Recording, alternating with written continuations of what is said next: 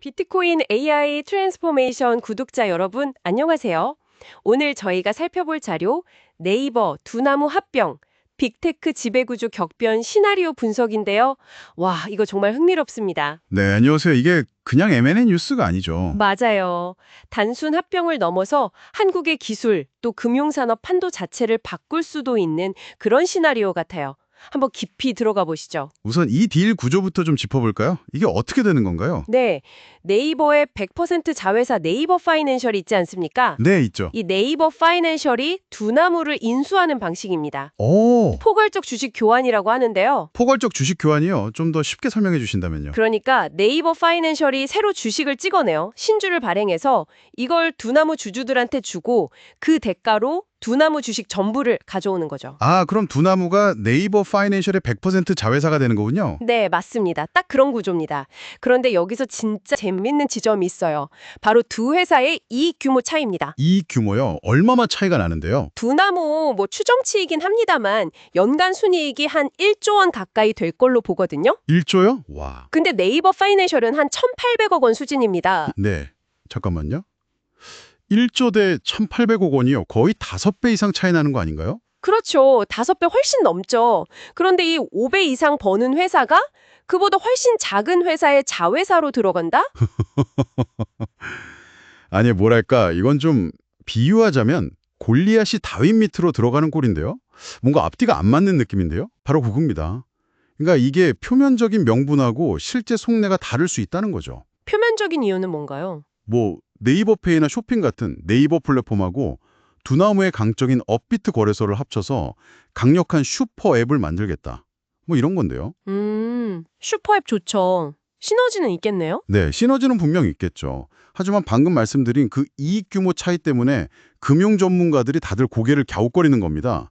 아니, 1조 버는 회사가 왜 1,800억 회사 밑으로 들어가지?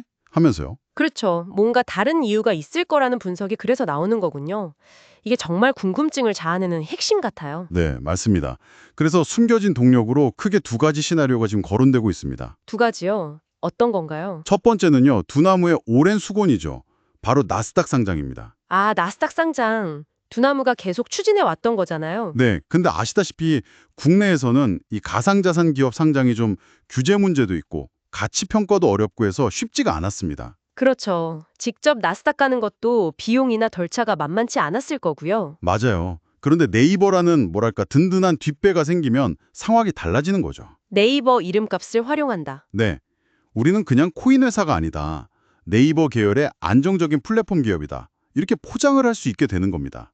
그러면 상장 심사도 좀 수월해질 수 있고 기업 가치도 훨씬 높게 평가받을 수 있다는 계산이 깔려 있다는 거죠. 아하, 플랫폼 기업으로 포장해서 가치를 높인다. 일리가 있네요. 근데 그게 나스닥에서 얼마나 먹힐지는 지켜봐야겠고요. 그렇죠. 그건 변수죠. 요가 진짜 이건 뭐랄까 판 자체를 바꾸는 얘기 같은데요. 네, 맞습니다. 이게 정말 빅픽처인데 바로 두나무 송치영 의장이 네이버 그룹 전체를 지배할 수도 있다는 시나리오입니다. 네. 네이버 그룹 전체요. 그게 어떻게 가능하죠? 이게 단계적으로 가능한 시나리오인데요. 자, 보세요. 1단계. 일단 네이버 파이낸셜과 두나무가 합병을 합니다. 그러면 당연히 기업 가치가 훨씬 큰 두나무 대주주인 송 의장이 합병법인의 최대 주주가 되겠죠. 예상 지분이 한 19%에서 20% 정도 됩니다. 네, 합병법인의 최대 주주가 된다. 2단계. 이 합병법인을 나스닥에 성공적으로 상장시키는 겁니다. 목표는 기업 가치를 40조에서 50조 원 수준까지 끌어올리는 거고요. 40조, 50조 엄청난데요. 그렇죠. 3단계가 핵심인데 이렇게 몸집이 어마어마하게 커진 자회사, 즉 합병법인과 모회사인 네이버 본체가 주식을 맞교환, 수합하는 겁니다. 아, 자회사 가치가 모회사보다 훨씬 커지니까. 네, 결국 그 가치 비율에 따라서 주식을 교환하면 송치영 의장이 네이버 그룹 전체의 최대 주주로 올라설 수 있다는 거죠. 와, 이건 정말 상상하기 어려운 스케일인데요. 송 의장이 네이버 전체를 장악한다. 그렇죠. 이게 만약 현실화된다면 기존 네이버의 이해진 의장 입장에서는 성공적인 경영권 승계나 혹은 엑시트로 볼 수도 있고요. 그렇죠. 반대로 송 의장에게는 한국 최고의 픽테크 기업을 인수하는 그야말로 엄청난 기회가 되는 겁니다. 이야, 정말 한국 산업 지형에 거대한 변화를 가져올 수 있는 변곡점이 될 수도 있겠네요. 맞습니다. 그래서 이게 단순히 두 회사만의 이야기가 아니라 새로운 기술 기반의 자본, 그러니까 가상자산 쪽 자본이 기존의 강자, 빅테크를 넘어설 수도 있다는 상징적인 사건으로도 해석될 수 있어서 이 흐름을 절대 놓치면 안 된다. 이런 이야기가 나오는 겁니다. 한국에게 온 중요한 기회이자 변곡점일 수 있다는 거죠. 정말 거대한 그림입니다. 근데 이렇게 큰 계획이 순탄하게만 갈 수 있을까요? 걸림돌은 없나요? 당연히 있죠. 가장 큰 건 역시 금융당국의 승인입니다. 아, 규제의 문제군요. 네, 형식적으로는 네이버 파이낸셜이 금융회사가 아니라고 주장할 수도 있겠지만 당국이 이 거래의 실질을 들여다볼 가능성이 높습니다. 실질이라면 어떤 걸까요? 혹시 이게 뭐 규제를 피하기 위한 사실상의 우회상장 시도 아니냐, 혹은 지배력 확보를 위한 좀 비정상적인 거래 구조 아니냐, 이렇게 판단할 수 있다는 거죠. 아, 과거에 다른 대기업들 합병 때 나왔던 그런 지배력 이전 논란 같은 시각으로 볼 수도 있겠군요. 네, 충분히 그럴 수 있습니다.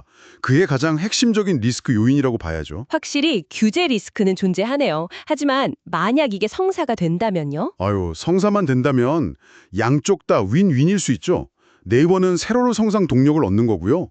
두나무는 그동안 발목을 잡았던 규제 불확실성을 해소하면서 또 네이버라는 배경을 얻고 글로벌 시장으로 뻗어나갈 날개를 다는 셈이니까요. 그렇죠. 양사 주주들에게는 굉장히 긍정적인 소식이 되겠네요. 네, 그래서 벌써 뭐 장외 시장에서는 두나무 주가가 이런 기대감에 좀 움직이고 있다는 얘기도 들리고 있습니다. 네, 그렇군요. 자, 그럼 정리를 한번 해보겠습니다. 이 네이버 두나무 딜은 겉으로는 슈퍼앱 탄생이라는 명분이 있지만 그 이면에는 두나무의 나스닥 상장이라는 실리와 더 나아가 네이버 그룹 전체의 지배구조 재편이라는 어마어마한 야망이 숨겨져 있을 수 있다. 이런 분석이네요. 네, 그렇게 요약할 수 있겠습니다. 이 과정 자체가 앞으로 한국의 기술 금융 산업이 어떻게 재편될지에 대한 중요한 질문을 던지고 있는 것 같습니다. 오늘 저희가 함께 살펴본 내용, 여러분은 어떻게 보셨나요? 여기서 한 가지 더 우리가 생각해 볼 지점이 있는 것 같습니다. 만약 이 거대한 빅픽처 시나리오가 정말 현실화된다면요. 이건 단순히 기업 간의 힘겨루기 문제가 아닙니다. 아, 더 큰 의미가 있다. 네, 한국 경제 안에서 소위 가상자산 같은 신흥산업이 인터넷이라는 기존의 주류 빅테크 산업의 판도를 어떻게 뒤바꿀 수 있는지를 보여주는 굉장히 상징적인 사건이 될 수 있다는 겁니다. 기술과 자본의 힘의 균형이 재편되는 모습을 보여주는 사례가 될 수 있겠네요. 그렇죠. 앞으로 기술과 자본의 헤게모니 다툼이 어떻게 전개될지 그 중요한 단서를 우리가 여기서 발견할 수도 있는 거죠. 네, 오늘 분석 정말 흥미로웠습니다. 저희 분석이 재미있으셨다면 저희 채널 좋아요와 구독 그리고 알림 설정까지 꼭 좀 부탁드립니다. 비트코인 AI 트랜스포메이션 구독자 여러분의 관심 하나하나가 저희에게는 정말 큰 힘이 됩니다. 다음에 더 깊이 있고 흥미로운 내용으로 찾아뵙겠습니다. 감사합니다.